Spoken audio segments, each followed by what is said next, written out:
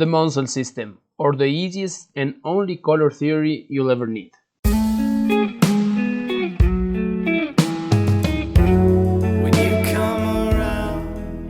Hello YouTube, thanks for hanging out with me today.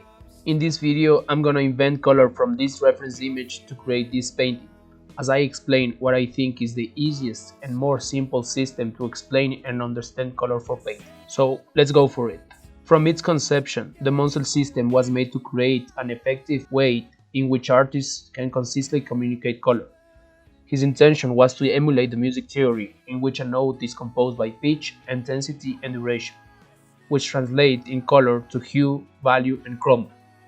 I think I should not spend too much time explaining, because the main goal of the system is to be understood in a simple way, so I will try to keep things very clear and concise. The best way to understand the Munsell system is to visualize color in a globe with 3 dimensions. These 3 dimensions are 3 variables that are going to determine every color. So you have hue, what we understand as normally as color, blue, red, yellow, green, in the circumference of the globe, value in the y-axis, which represent the lightness or darkness of that color, and then chroma, which represent the saturation or intensity of that color. So really, this is what you need to know. Throw everything else in the trash. You just need to understand this: hue, value, and chroma. Nothing else. The more you start thinking like this, the more you will understand the variables that determines a color. And in terms of oil practice and really how to use this theory is even more simpler. Just start by having these 3 questions always when searching for a color. Which color is it? Is it lighter or darker? It is more intense or less intense? That's it. Those are the 3 questions that you need to answer to keep color connected one to the other.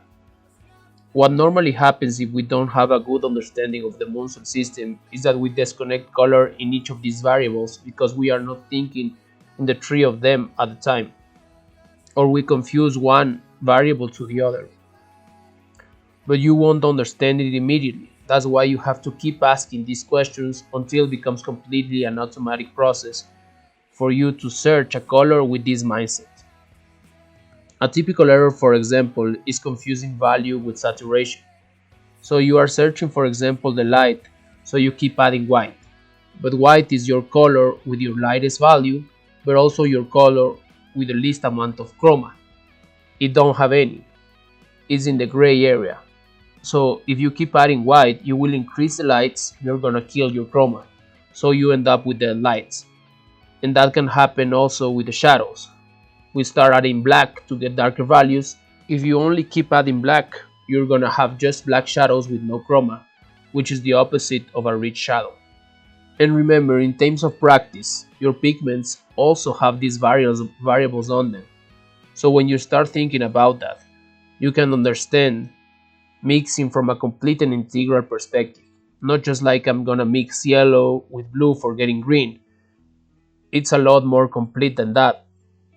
You can think of every dimension of your pigments in terms of what you need in your painting. So for example, cadmium yellow is lighter and more saturated than ochre, but both are on the yellow family hue. So imagine you are searching lights with a yellowish hue. So if you are understanding right the Munsell system, you can guess that the pigment to use is cadmium yellow, because you are searching for lightness but without losing your chroma. If you use ochre and white, you can almost achieve the same result, because white is going to give you lightness, but it's not going to give you the intensity in chroma that you can get from the cadmium yellow. And these examples work with everything. You just have to try to determine how light, how intense, and the hue of your pigments, and that's it. I realize there can be a lot of confusion with the vocabulary and the terms. So, just to clarify, when we speak of saturation, it's the same as we speak as chroma. It's exactly the same. So, if I say a color is very saturated, it's the same that saying a color is very chromatic. Then, speaking of light and shadow is speaking about values. So, if I'm speaking about how light or lightness, I'm clearly speaking of value, so that it doesn't confuse yourself. There are so many methodologies and ways of learning painting and color theory that we can get confused in terminology. So I'm just clarifying this. And of course, when we're talking about color, we are talking about hue. Now that I'm satisfied with the super generic blocking of this portrait, we're gonna go into painting and talking about color in this specific portrait. So I'm gonna talk about the main things you want to think about when you want to invent color of a portrait. So if you have an image in black or white, the first thing you have to identify is the light. So we're talking now about the values, the dimension of values that I explained in the Munsell system. It is a very known way that when you're learning how to paint, you learn first how to draw. Why you learn how to draw? First, to understand form and three-dimensionality and all those things, but also to understand value. You see, when you're learning how to draw, you're learning in graphite, so you're learning in the value family. So you're just studying light, and you are not studying the other two dimensions. You are not studying not saturation and not chroma. You're just studying the value.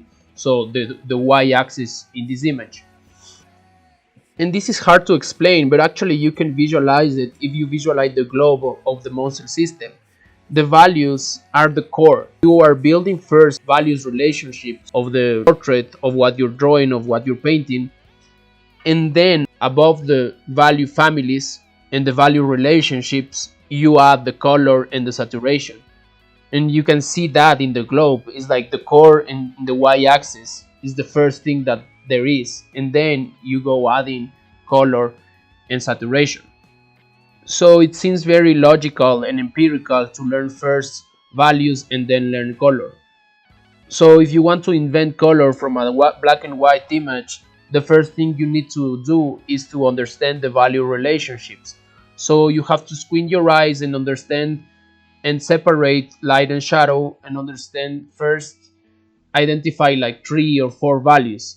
So normally you do like a value study, but for me I'm painting more like loose, and I'm trying to paint a la prima. So it's a more organic process, and I want to share with you this organic process. So first think about this lighting situation. Then, talking about skin tones, you want to keep it simple. If you want to do an exercise like this, have a very limited palette. Use white, use ochre, use a red. It could be vermilion, it could be Venetian red, it could be cadmium red. And then you have to use or ivory black, or you can add a blue like me. But you just want to have 4 or 5 pigments in your palette, not more. Skin tones are basically a mix of yellow hues with red hues. So if you mix them correctly and then add white or add black, you can get all the families of skin tones, because mixing the red with the yellow, you're gonna get the hue of the skin tone. But then with the white and the black or the blue, you're gonna get the different dimensions in value and in saturation of those skin tones. So like, really keep it simple, keep a clear ladder of values in your palette, and keep a clear family of hues. So in a portrait, you normally have a recipe that is, on the forehead you have more yellow hues, then on the nose area you have more reddish hues that are connected with the red tones that are on the nose, and then from the nose to the bottom of the chin you have this like grayish towards blue or greenish hues. It's very subtle, but if you can see, for example, Sargent portraits, it's really clear that you have this recipe there established, and it's a good recipe to follow when you're inventing color. So that's exactly what I did. If you can see, one of the main things is that you don't want to have a lot of variations. You don't want to have value jumps, and you don't want to have hue jumps, because that is what disconnects and that doesn't allow to read good the image in the painting. So it's pretty much it. What I did in this painting is starting by using big brushes to cover large areas of the painting.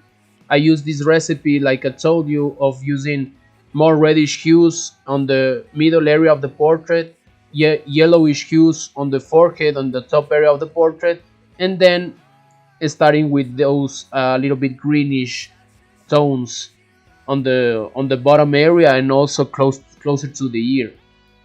Then, as it is my style in this kind of portraits that I'm doing, I'm keeping the process open. I don't want to define a lot of things. I want to be focused more on the aesthetic side and getting an interesting composition.